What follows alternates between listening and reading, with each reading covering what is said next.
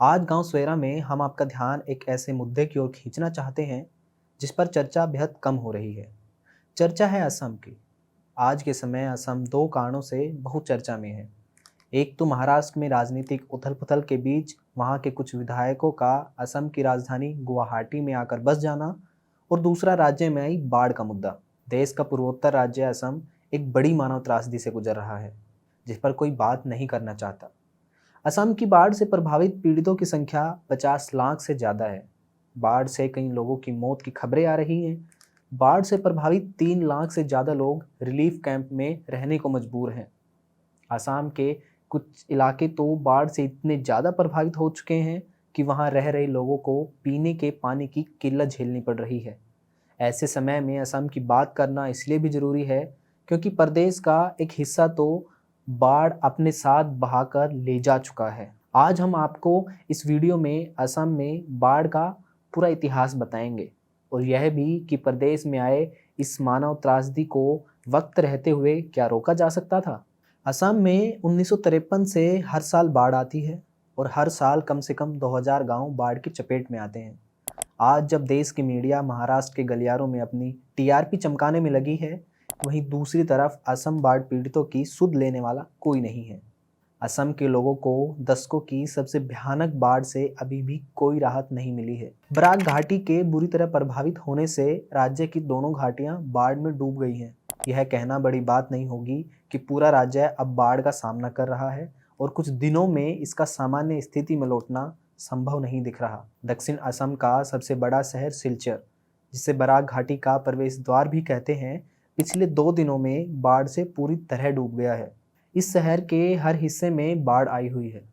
इतिहास में सिलचर ने शायद ही कभी ऐसी भयानक बाढ़ देखी होगी, और यह बाढ़ बराक नदी के कारण आई है, जिसने बेतुकंडी के तटबंध को तोड़ दिया था। पूरी बराक घाटी अब नॉर्थ ईस्ट के हिस्से से कट चुकी है। बिजली और मोबाइल नेटवर्क कनेक्टिविटी की समस्या बढ़ गई है, और वहां के लोगों से आसानी से बात नहीं की जा सकती।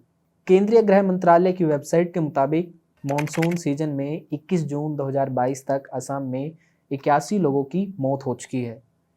इनमें 64 लोगों की मौत डूबने से हुई, और 17 लोगों की मौत भूस्खलन की चपेट में आने से हुई। लगभग 1,08,306 हेक्टेयर खेती की जमीन बाढ़ की चपेट में है। बाढ़ के कारण 7,636 पशुओं की भी मौत हो चुकी है। बाढ़ से लगभग 1,20,000 से ज़्यादा घर पूरी तरह या आंशिक रूप से टूट चुके हैं।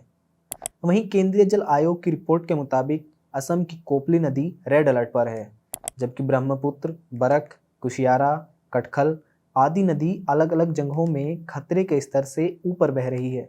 अब तक असम के 35 में से 32 जिले के 5,577 गांव बाढ़ की चपेट में आ चुके हैं, और लगभग 55 लाख से ज़्यादा लोगों पर बाढ़ का असर पड़ा है। इन नदियों की वजह से असम में भूमि कटाव भी तेजी से बढ़ रहा है। बाढ़ की दृष्टि से असम में ब्रह्मपुत्र घाटी को देश का प्रमुख खतरनाक क्षेत्र माना जाता है। यहाँ लगभग 40% जमीन, करीब 32 लाख हेक्टेयर बाढ़ की वजह से बर्बाद हो चुकी है।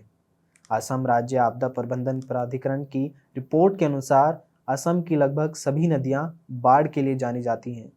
इनकी वजह है कि असम में कम समय में बहुत ज़्यादा बारिश होती है, जिसके चलते नदियों में बाढ़ की स्थिति बन जाती है। लेकिन बाढ़ से सबसे ज़्यादा नुकसान ब्रह्मपुत्र और बराक नदी की वजह से होता है।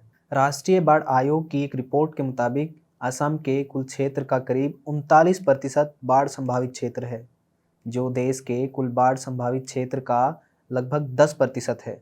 जल संसाधन पर संसदीय समिति की 2020-21 की रिपोर्ट में इस पर विस्तार से बात की गई। रिपोर्ट में राष्ट्रीय बाढ़ आयोग के हवाले से बताया गया कि असम में 1954 के बाद से अब तक बाढ़ की वजह से 4,27,000 हेक्टेयर भूमि का कटाव हो चुका है, जो राज्य के कुल क्षेत्रफल का लगभग 7% है, और सालाना भूमि कटाव की दर 8,000 हेक्टेयर प्रति वर्ष रही है।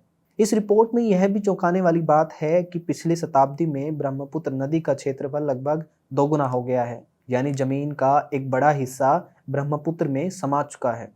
संसदीय समिति ने जब पूछा कि क्या अरुणाचल प्रदेश में बने हाइड्रो प्रोजेक्ट्स की वजह से असम में बाढ़ जैसी समस्या बढ़ी है, तो केंद्रीय मंत्रालय की ओर से जवाब दिया गया कि यह असम और अरुणाचल सरकार के बीच का मसला है, और यह काफ़ी जटिल है, और केंद्र सरकार केवल मध्यस्थ की भूमिका निभा सकती है, क्योंकि अगर बाढ़ से ही दिक्कत होती तो भाखड़ा या दामोदर जैसे बांध नहीं बनते। संसदीय समिति ने मंत्रालय से जानना चाहा कि ब्रह्मपुत्र बोर्ड में मैन पावर यानी तकनीकी और गैर तकनीकी स्टाफ कितना है। इसका जवाब भी काफ़ी रोचक था। बताया गया कि ब्रह्मपुत्र बोर्ड में 2016 से बड़ी संख्या में कर्मचारी रिटायर हो रहे हैं, जबकि नई भर्तियां बंद है।